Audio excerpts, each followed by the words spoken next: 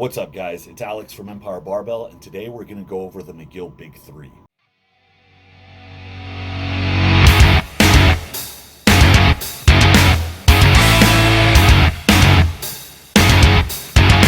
Now, real quick, I have a free 50-page ebook. It's absolutely free. It costs you nothing. Just click the link. It's going to go over everything from breathing and bracing exercises, what good posture looks like. The link is in the description. Now, this thing, I put a good amount of effort into. It goes a lot deeper than I can go into the time that we have available here. There's a lot of good information, and also I'm looking for feedback. It'll be emailed to you, read through it.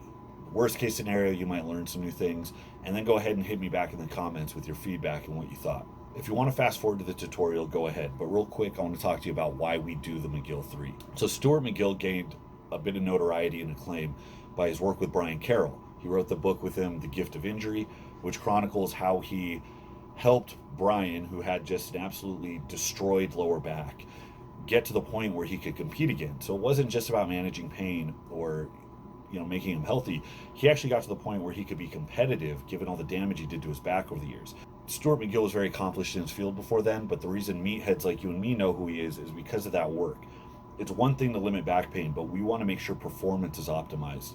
So Stuart McGill has a few premises that he goes off of. One is that the muscles surrounding the spine exist to create stability, and that happens by limiting movement.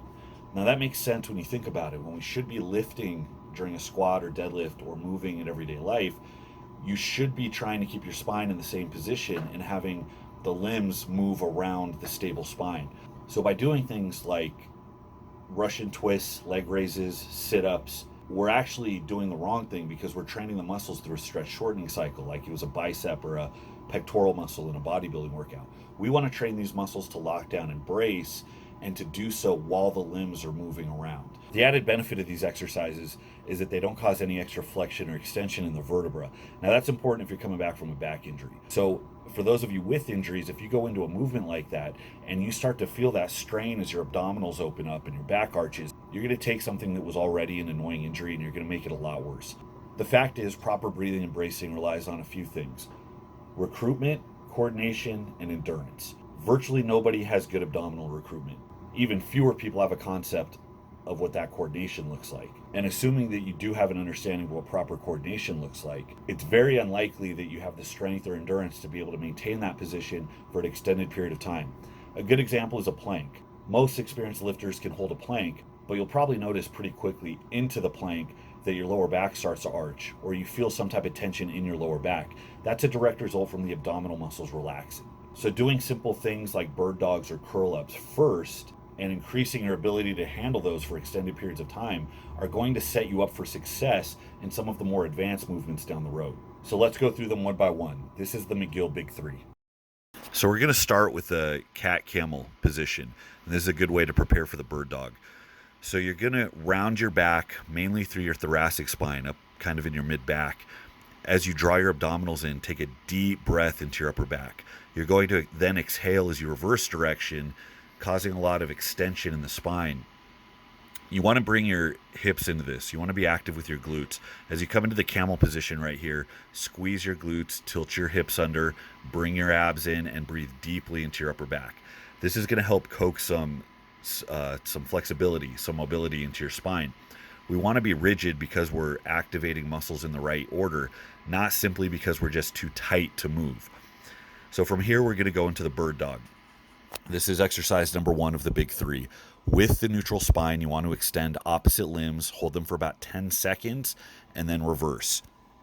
Now notice right here, I'm attempting to maintain a neutral spine, but I actually have a problem with having a little bit too much extension in my lumbar spine. That's a little more of an arch than you actually want.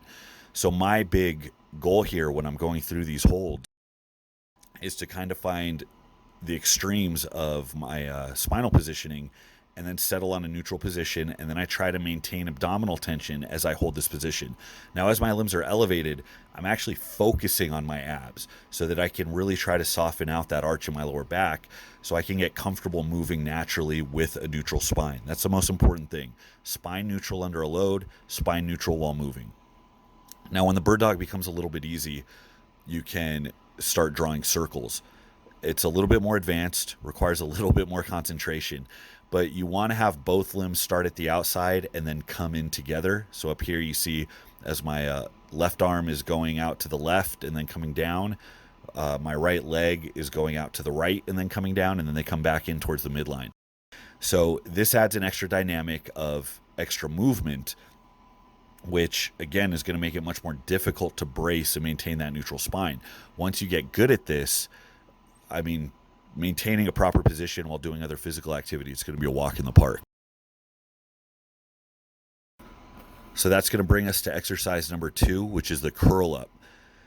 With the curl up, you're going to lay down with your hands under your hips. So this is going to help you maintain a natural curve in your lumbar spine. Just like you don't want extra extension, you actually don't want extra flexion either. So if you do something like a crunch or a sit-up, you can actually force the arch out of your lower back and cause excess flexion. Well, if you have a bulging disc or you have some nerve issue or previous damage in your lower back, that's no good. That's really going to aggravate some issues. So by keeping your hands underneath your lower back, you maintain that position, and it allows you to put all of the emphasis in your abdominals. So right here, you're picking your shoulders up, and this is really important. You can't really tell that I'm doing anything, but you want to pick your shoulders up ever so slightly. I mean, the thing you keep seeing repeated over and over is that if your head was on a scale, you want to bring the scale up to 0. Now, the other important aspect is that I'm using my abdominals. I'm pulling my rib cage down, not pulling my head up at the neck. That's really important. Now right here, my abs are tense. Keeping your shoulders off the ground like this requires the abdominals to stay tensed, and then you have to breathe into those tensed abs. It's hard to see, but I'm actually kind of shaking right here.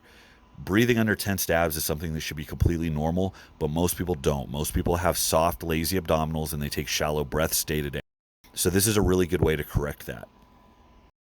The third exercise is the side plank. Now this one you've seen before. It's pretty straightforward. You want your top leg in front of your bottom leg. You want your body in a straight line, and you want your top arm over your opposite shoulder.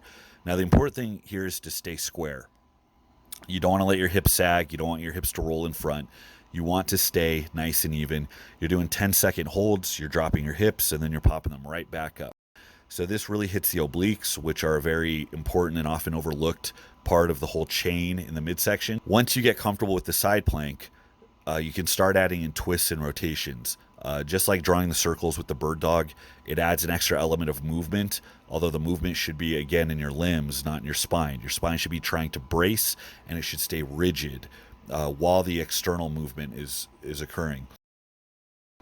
If this proves too difficult right out of the gate, you can always start on your knees with a 90-degree bend in your knees.